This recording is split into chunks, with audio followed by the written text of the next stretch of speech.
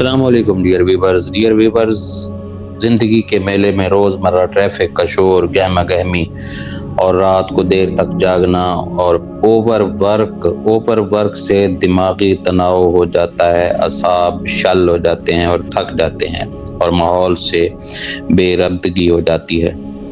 اس کے علاوہ اسموکنگ اور منشیات کے استعمال سے بھی دماغ اور اعصاب بری طرح متاثر ہو جاتے ہیں۔ ویورز، دماغ پر زیادہ بوجھ اور دباؤ ڈالنے کے نتیجے میں چند علامات جنم لیتی ہیں۔ تو بتائیے، کیا آپ کو غصہ آتا ہے اور غصے میں آپ بہت آپے سے باہر ہو جاتے ہیں؟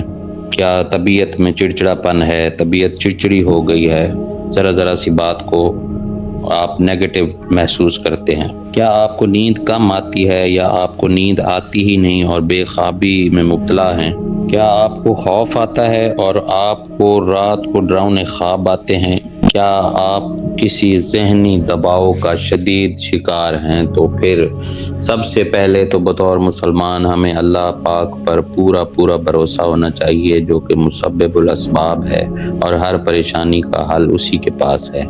اللہ تعالیٰ سب کے لیے آسانیاں پیدا فرمائے، آسان معاملات فرمائے، آمین ثم آمین۔ اور دعا کے ساتھ ساتھ ویورز، دوا بھی سنت رسول صلی اللہ علیہ وآلہ وسلم ہے۔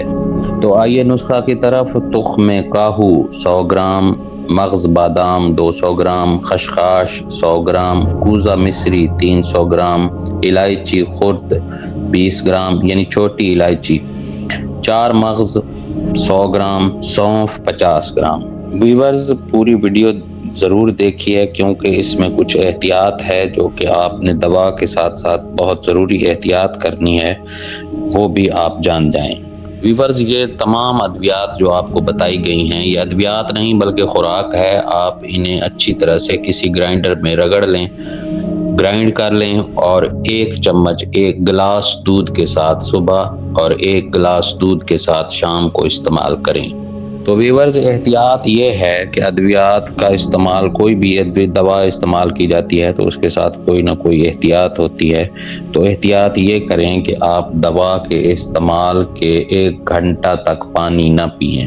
ہفتہ کے استعمال سے آپ کو نیند آنا شروع ہو جائے گی، اچھی نیند، اور اعصابی تناؤ، کمر درد اور پٹھوں میں درد اور کھچاؤ اور خوف کا خاتمہ ہو جائے گا انشاءاللہ، اور آپ کو پرسکون نیند آئے گی۔